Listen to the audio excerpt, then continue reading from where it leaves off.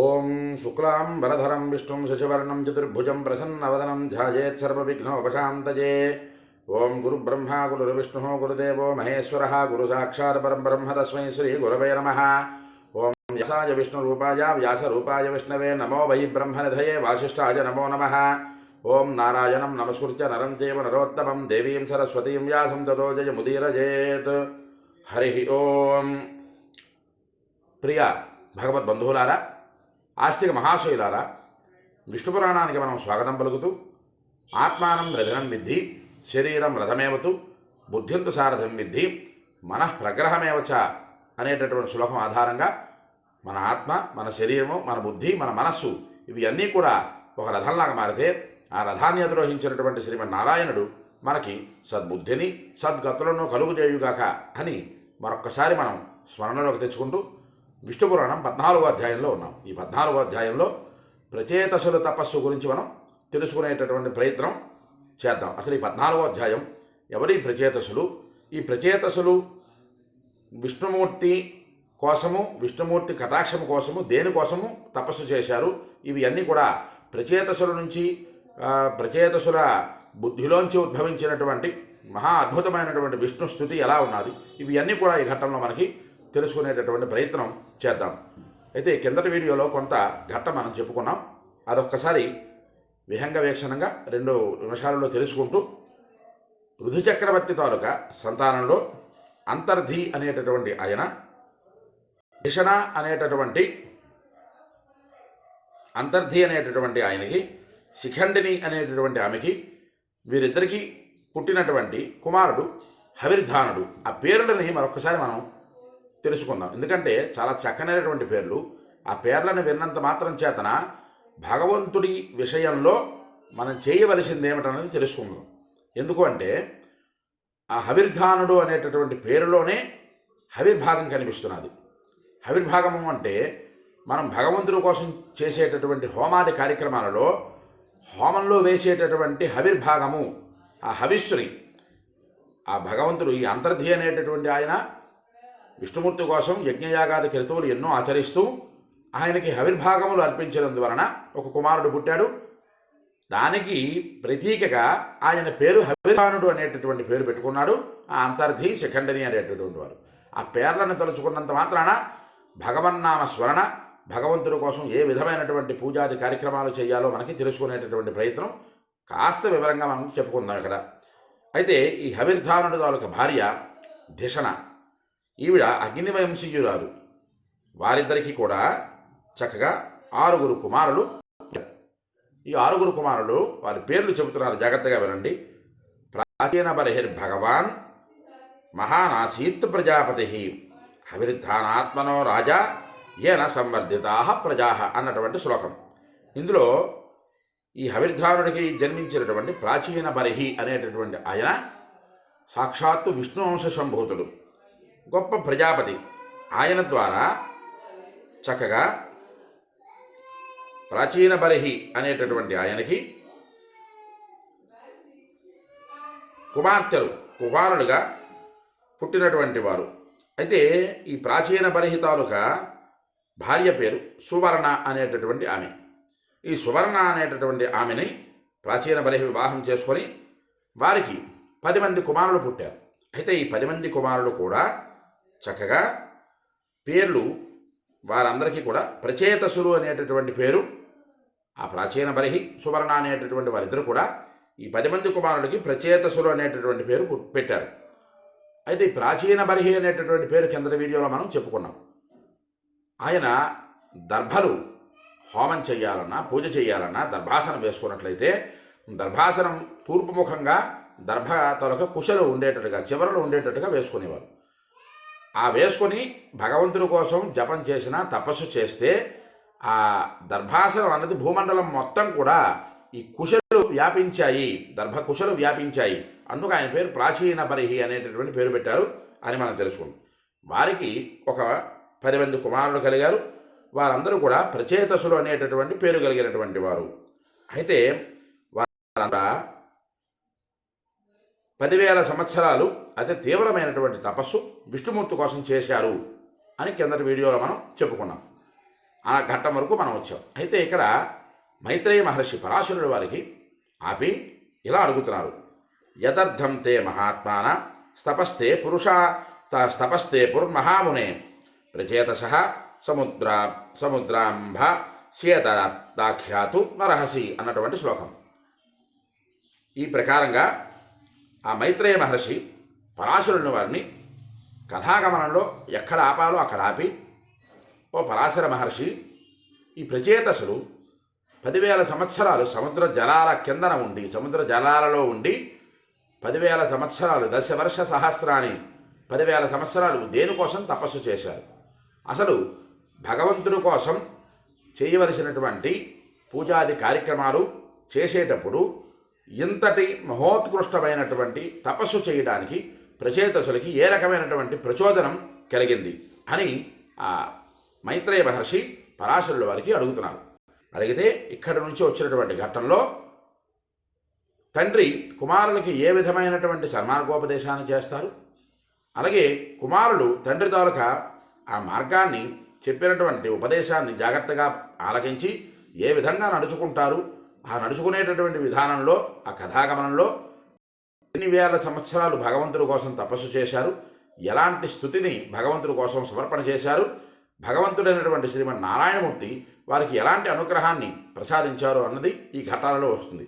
ఇక్కడ పరాశరుల వారు చెబుతూ, పిత్ర ప్రచేతసాహ ప్రోక్త ప్రజార్థ మమితాత్మన ప్రజాపతి నియుక్తేన బహుమాన పురస్సరం అన్నటువంటి శ్లోకం. ఈ శ్లోకంలో పరాశరుల వారు ఇలా చెబుతూ, ప్రజాపతిచే ప్రేరేపించబడిన వాడై పితా మహీతాత్ముడైన ప్రాచీన బరిహి మిక్కిరి మన్ననతో సంతానాభివృద్ధి కోసమై ప్రచేతసులతో ఇలా అన్నాడు అన్నటువంటిది.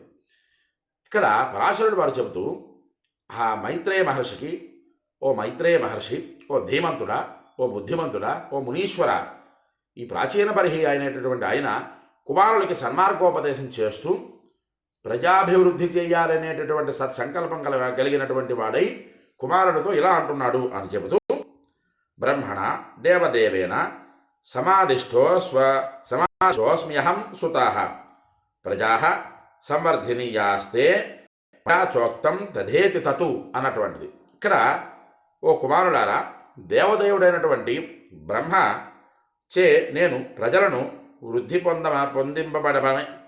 ప్రజలను వృద్ధి చేయించాలి అనేటటువంటి ఆజ్ఞాబద్ధుడనై ఉన్నాడు. బ్రహ్మదేవులు వారు ప్రాచీన బరిహి అనేటటువంటి ఆయనకి ఒక ఆజ్ఞ వేసి, నీ ద్వారా ప్రజాభివృద్ధి జరగాలి అని చెప్పారు. దానికి కంకణబద్ధుడనై నేను నా భార్యతో మిమ్మల్ని 10 మందిని కుమారుల్ని కన్నాను. అలాగే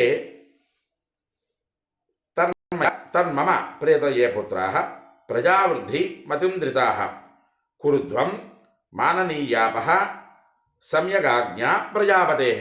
ఆ ఆజ్ఞానుసారంగా నేను భగవంతుడు నిర్దేశించినటువంటి సన్మార్గం ద్వారా, సత్కామ్యము ద్వారా ధర్మ అర్థ కామ్య మోక్షములనేటటువంటి ఆ మార్గాన్ని నడుచుకుంటూ, ఆ మార్గంలో నడుచుకుంటూ సంతానాభివృద్ధి చేశాను అని చెబుతూ, తతస్తే తత్పితుః శ్రుత్వా వచనం నృపనందనః తథేత్యుక్త్వాతు తం భూయః ప్రప్రచ్ఛః పితరం మునే అన్నటువంటి ఈ శ్లోకం దగ్గర ఈ ప్రకారంగా చెబుతూ, ప్రజాపతి యొక్క మహత్తరమైన ఆజ్ఞను మీకు చక్కగా గౌరవింపబడినటువంటిది అని ఆ కుమారులతో ఆ ప్రాచీన బరిహి చెబుతున్నారు. ఇక్కడ ఈ ప్రచేతసుల వారు తండ్రి మాటలు విన్నటువంటి వారై ఇలా అంటున్నారు, ఓ తండ్రి, తప్పనిసరిగా నీవు చెప్పిన మార్గాన్ని మేము చక్కగా నడుచుకుంటాము అని అంగీకారం తెలిపి మళ్ళీ అతనితో ప్రచేతసులందరూ ఇలా అంటున్నారు, ఏన తాత ప్రజావో సమర్థాః కర్మణా వయం భవేమ సమస్తం నః కర్మ వ్యాఖ్యాతు మరహసి అన్నటువంటిది.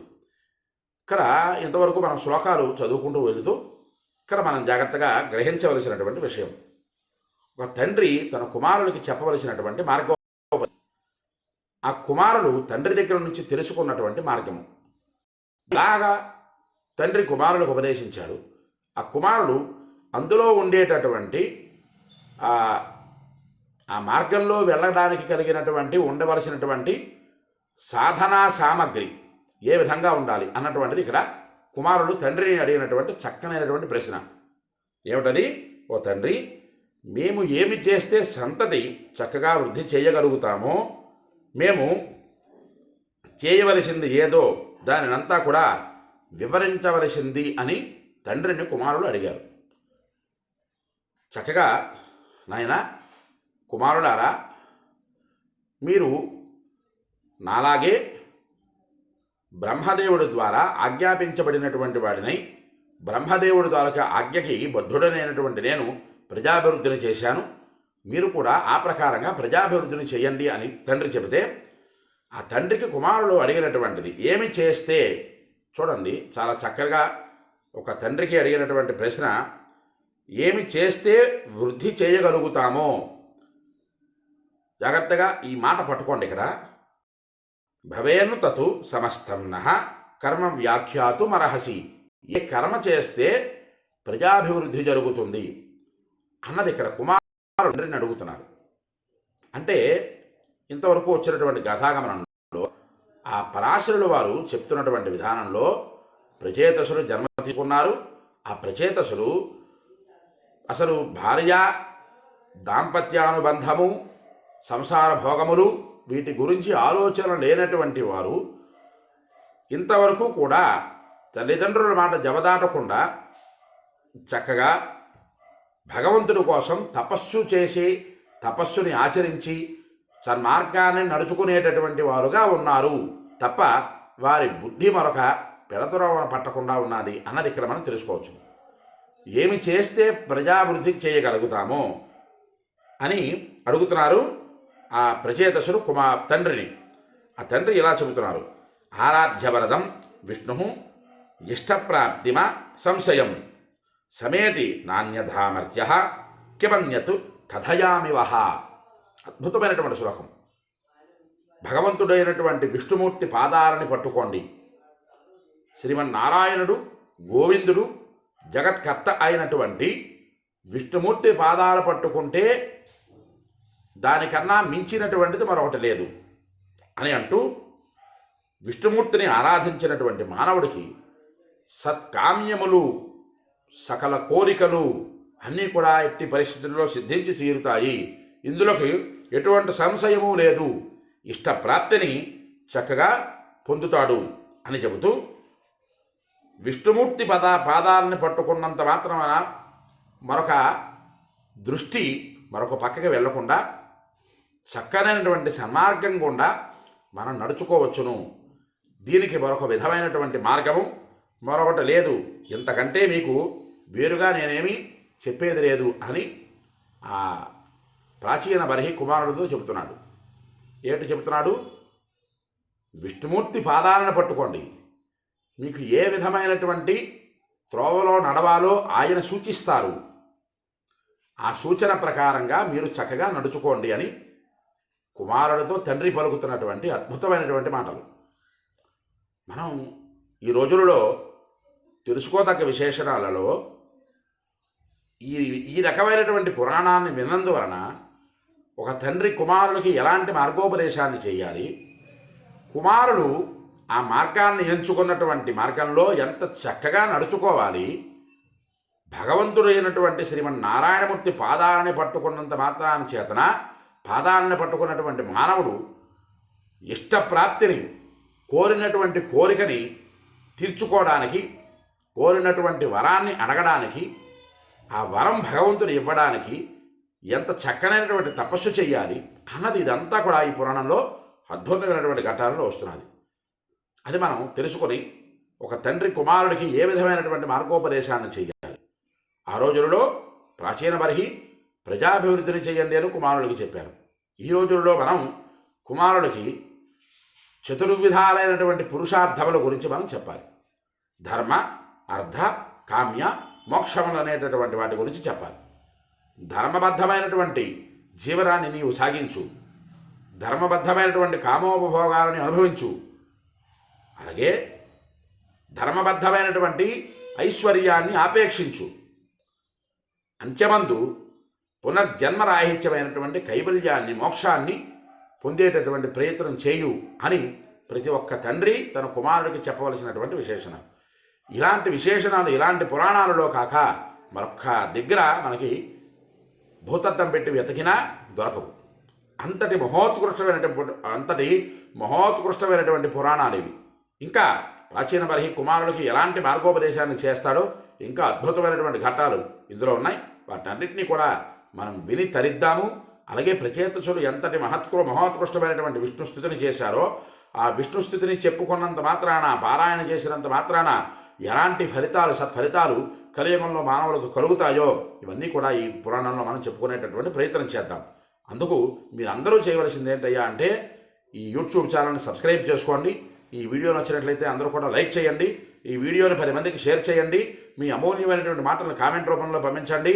అలాగే ఈ యూట్యూబ్ ఛానల్ని సబ్స్క్రైబ్ చేసుకొని విష్ణు పురాణాన్ని మీరు విని తరించండి. 10 మంది చేత వినింపజేసి తరింపజేయండి. హరి ఓం స్వస్తి.